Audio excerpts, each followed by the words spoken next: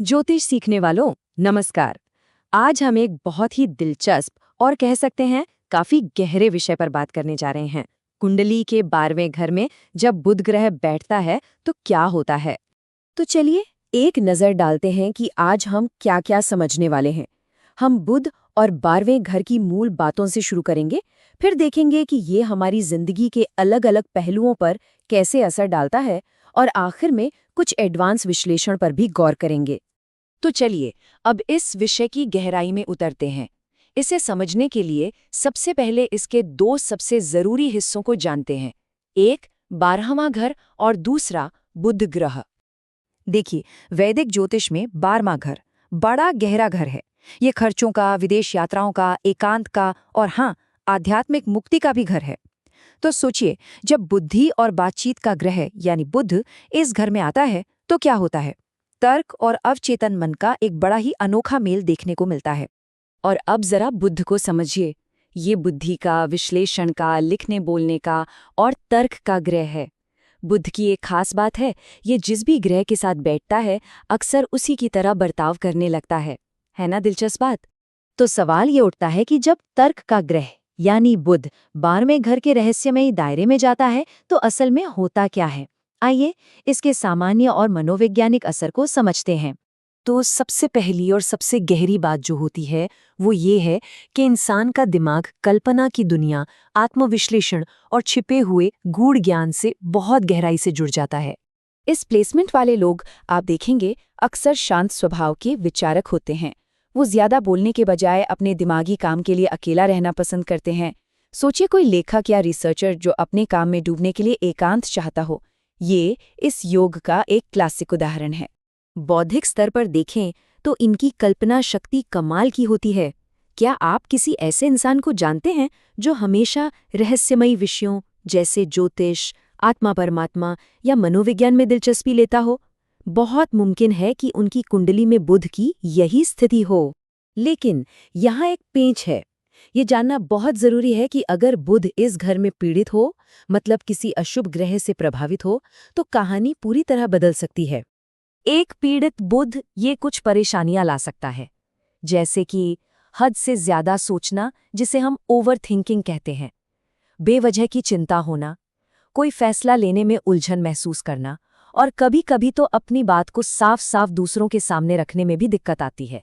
चलिए अब जरा आध्यात्मिक दुनिया से बाहर निकलकर देखते हैं कि ये कॉम्बिनेशन हमारी रोजमर्रा की जिंदगी, खासकर पैसों और विदेशी मामलों पर क्या असर डालता है। जैसा कि हमने बात की, 12वां घर विदेश से जुड़ा है, तो ये बहुत स्वाभाविक है कि जब बुध यहाँ हो तो इंसान के विदेश में पढ़ाई हो सकती है या काम ऐसा हो सकता है जो अंतर्राष्ट्रीय कम्युनिकेशन से जुड़ा हो। ऐसे लोगों को विदेशी भाषाएं सीखने में भी बहुत रुचि होती है। और हाँ, आज के दौर में कई लोग ग्लोबल डिजिटल प्लेटफॉर्म से भी फायदा उठाते हैं। पैसे के मामले में यहाँ एक बड़ा ही दिलचस्प, मतलब दो तरफा असर देखने को मिलता है। एक तरफ 12वें घर में बैठा बुध पढ़ाई, घूमने फिरने या टेक्नोलॉजी जैसी चीज़ों पर खर्च करवा सकता है, लेकिन दूसरी तरफ अगर ये अच्छी स्थिति में है तो यही बुध अंतर्राष्ट्रीय व्यापार से, ऑनलाइन काम से या लिखने पढ़ने जैसे दिमागी कामों से अच्छी खासी आमदनी भी दे सकता है। इस प्लेसमेंट का आध्यात्मिक झुकाव पर तो गहरा असर होता ही है, साथ ही ये हमारी सेहत पर भी असर डाल सकता है। अब बात करते हैं इसके एक बहुत ही शानदार पॉजिटिव पहलू की, और वो है आध्यात्मिक समझ का विकास। ऐसे लोगों को ध्यान करने में, धार्मिक ग्रंथ पढ़ने में और अकेले बैठकर आत्मचिंतन करने में बहुत आनंद आता है।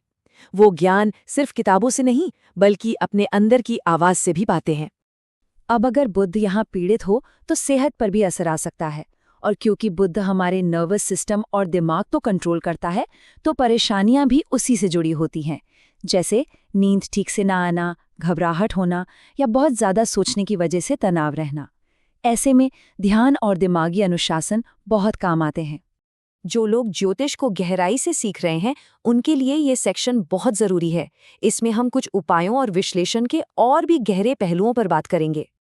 तो अगर बुध कमजोर या पीड़ित लगे तो कुछ बहुत ही सरल और असरदार उपाय हैं जो मदद कर सकते हैं, जैसे ओम बुम बुधाय नमः मंत्र का जाप करना, बुधवार को हरी चीजों का दान देना, अपनी सोच को अनुशासित करना और सच बोलने की आदत डालना। साथ ही मन को शांत रखने के लिए ध्यान का अभ्यास करना भी बहुत फायदेमंद है। और हाँ, ज्योतिष के गंभीर विद्यार्थियों के लिए ये जानना बेहद जरूरी है कि सिर्फ एक ग्रह की स्थिति देखकर कोई नतीजा नहीं निकालना चाहिए। पूरी तस्वीर देखने के लिए ये भी देखना पड़ता है कि बुध किस राशि में है, किन ग्रहों के साथ है, नवमांश कुंडली में उसकी क्या ताकत है और ग्रहों की दशा चलने पर वो कैसे नतीजे देगा। तो आइए इस पूरी बातचीत को समेटते हैं और देखते हैं कि हमने क्या खास सीखा। इसका सार बस इतना है कि 12वें घर में बैठा बुध अक्सर एक ऐसे दिमाग को जन्म देता है जो हमेशा छिपे हुए ज्ञान, आध्यात्मिक समझ और गहरी सोच की तलाश में रहता है। और इसी वजह से ये योग गहरे विचारकों, शोधकर्ताओं, आध्यात्मिक खोज करने वालों और दुनिया भर में कम्युनिकेशन से जुड़े लोगों को जन्म दे सकता है। और सबसे ज़रूरी बात जो हमेशा याद रखनी है वो ये है कि अंतिम परिणाम सिर्फ इस एक योग पर नहीं बल्कि बुध की अपनी ताकत और पूरी कुंडली के विश्लेषण पर निर्भर करता है। इस विश्लेषण में हमारे साथ जुड़ने के लिए आपका धन्यवाद।